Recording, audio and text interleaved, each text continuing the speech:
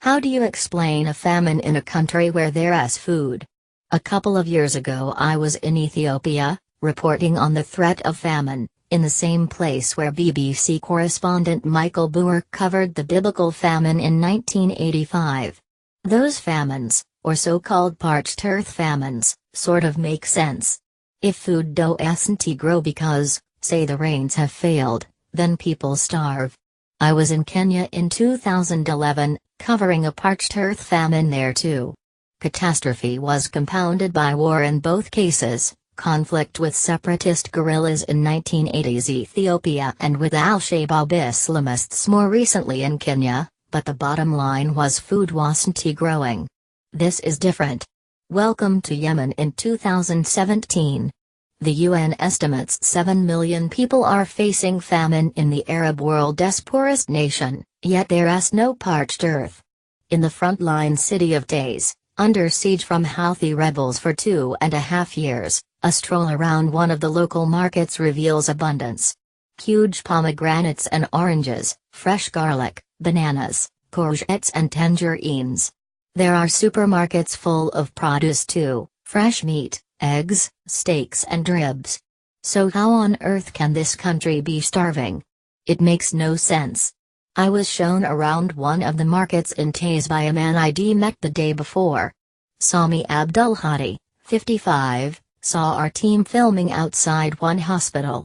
He introduced himself to us and said we had to make sure our report included the real crime about the conflict in Yemen. People are starving, he said, yet there's plenty of food to go round.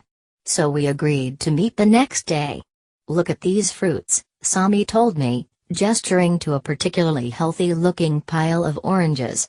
Before the war, they were 300 Yemeni rials $1.20, 90 pence, now they re 600.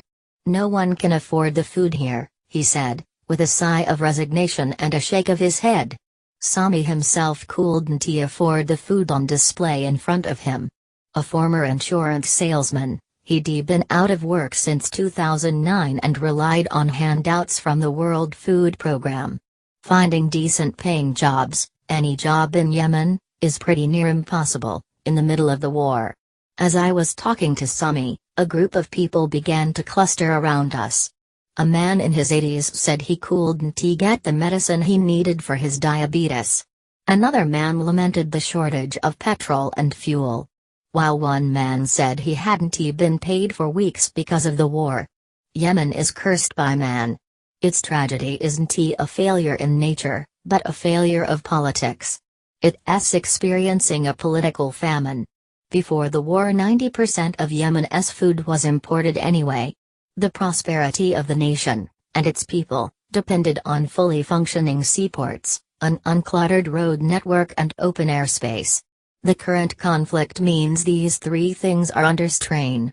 Saudi Arabia, which is leading a coalition fighting the Houthis in Yemen, can close the ports at will, making it difficult for food and aid shipments, upon which 21 million people now rely, to get into the country. That's exactly what the kingdom did on 4th of November, after rebels here fired a rocket, at Riyadh International Airport, across the border.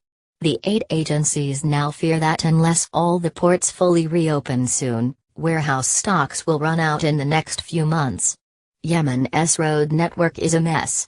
Some highways and bridges have been destroyed in the war, and convoys of food have to run the gauntlet of rebels, who've been known to hold up lorries, and only send them on to areas sympathetic to their cause.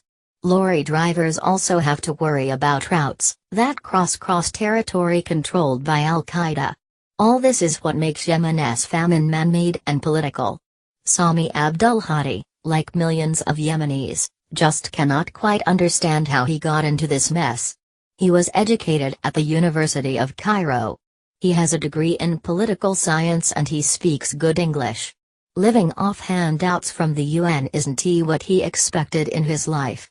But then, how do you plan for a war that's killed or wounded more than 12,000 people, displaced more than 3 million, and beggared a nation?